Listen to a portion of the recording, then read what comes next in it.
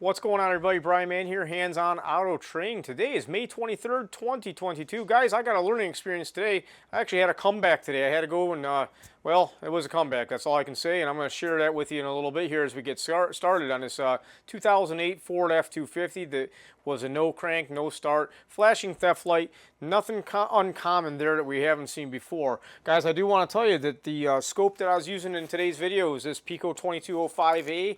It's a great little scope for, I guess you could call it a starter Pico scope, because it's not quite the automotive. It's not as good as automotive, but you know, if you got nothing else, it'll get you by. And we're giving away this scope right here to any Core Premium member. That's going to be June 24th, 2022. If you're signed up for the Core Premium membership, you will be entered in to win the drawing for that. This Friday, which is May 27th, we'll be giving away the AES Wave U Test Lead Kit. Guys, this Test Lead Kit is awesome. My kit is no longer in a nice zipper case that kit is in. I have mine in a Milwaukee pack-out box, trying to make a little more space, or I was trying to be a little more organized, but I'm not that organized. But that's okay. That's a whole other story. But let's get into today's video. Guys, I got this 2008 Ford F250. Guys, it's going to be learning time. I'm going to show you what I learned today. I have got a lot of issues going on with this. I do have the vehicle starting and running when I fix it. But first I want to show you, guys, when you start using scopes, it's so important to pay attention to what known good is, what known bad is. And looking at this pattern here on the scope, I can tell you firsthand that, you know, it looks like we have some modules trying to talk. And this is on pin 14. This is our can low, okay? Let me go over to my can high, which is pin 6, and I see the upside down shark tooth, right? Now, usually when I see these type of things, I'm thinking something's going on with, well, I don't know what. It could be any number of things. I had a lot of blown fuses on this car, actually some wires that I'm pretty confident if I short this aftermarket one out right here, it will blow a fuse. But I'm going to go ahead and turn the key off, and I want to show you guys that can pattern there is because of a blown fuse. It was a fuse 46, I think is what it was, powering up a bunch of stuff on this beast. You see I got my step stool out because I'm short. Let me go ahead and turn the key on. And there we go, got a nice can pattern. That is our can high, pin 6. And here is our can low. So you can see clearly that we had an issue just because of a blown fuse. Making the CAN bus look bad. So I'm still working on processing that myself.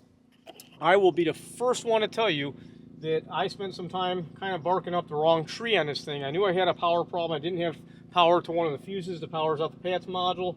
I started poking around all kinds of stuff, and I had mixed results because of the corrosion. I don't know if you guys care to see, but this thing unfortunately is missing its fuse box cover underneath here. Maybe you can see, maybe you can't, but it's an extremely crusty vehicle. It's been to 2 shops or something like that. I don't know, a bunch of people have been poking around. So I found some other blown fuses that did not make the CAN bus come alive properly, but the big one there was what was missing. So I got a little more time in it than I'd like to admit. That's okay, but I just want to show you guys that. I thought that was pretty cool. We might as well take a look at our medium speed can just so you guys can see what that looks like there. That's our medium speed pin 11. Here's our medium speed pin number 3. The reason you're seeing it kind of stop jumping around the screen like that is because I didn't have the trigger right.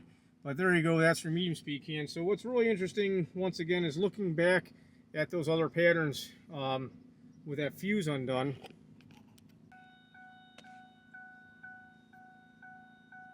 Let me go ahead and drop down this trigger a bit. You can see that our bias voltage is below the 2.5. We're not having any bias voltage there. Let me go ahead and turn the key on.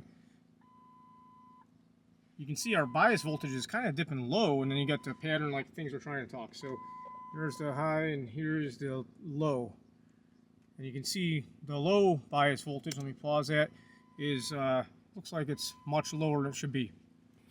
Now, I thought this was just an interesting one because of the voltage that was missing to power up the PCM, and a bunch of other stuff was causing the CAN bus not to operate properly. So it's very interesting to figure out how, like, the CAN controller might be able to pull down the CAN bus if that CAN controller is not being pulled up by the battery voltage to the module. So at least that's my theory or hypothesis. You guys let me know what you think. Now, this was a comeback. I actually left the vehicle. I replaced that fuse. I replaced fuse 26 and another one in the what they call the smart junction block, or the passenger compartment fuse block, GEM module.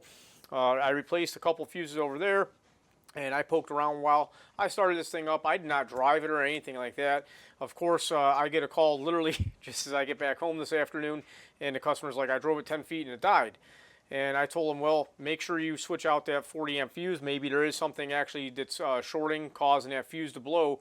I did work around the vehicle and pull on wires and harnesses and all kinds of stuff trying to get it to blow. Couldn't get it to act up. I did not check it with an amp clamp. I'll be the first one to tell you I did not do that, but based on the fact that I don't know who else's hands have been in this vehicle, the local locksmith and a couple other shops, who knows what we're up against. But I got it back on site, and on the fuse block, the battery junction block, there's a couple exposed terminals that feed the whole line of all the different fuses, including the fuse 46, which is the 40 amp fuse that powers up the run start relay. I only had 1.2 volts on that rail. So when I only had that on the rail, I knew I had a big power issue, and it turned out that one of the cables was loose at the battery itself. There's like a bunch of cables that tie together. One was just loose, barely making a connection. I actually grabbed it, pulled on it. I heard everything underneath the hood go clickety-clack with the key on. I'm like, silly, another connection going on. So I was kind of chasing my tail a little bit on this. Guys, if you have any questions, comments, or concerns, let me know. Make sure you check out the membership site if you want to be entered in one of these cool products coming up. And thanks ASE Wave for helping me out a little bit on the U-Test lead kit. Great stuff there. Thanks to Carlos. And guys, if you don't listen to Sean Tipping's podcast, he has a great podcast that came out, I think, a day or two ago, dealing with the basically recording our work. How do you document your work? How do you take notes? How do you not so much making case studies, but just saving information. There's so much information with the vehicles we're working on every day that it's really good to find a way that works for you to just document everything you do and have that for your future reference, or make your own library, as Sean said. So that is the Automotive Diagnostic Podcast that he does. Really great stuff. Guys, thanks a lot for watching. You guys have a great day. I got to go. Bye-bye.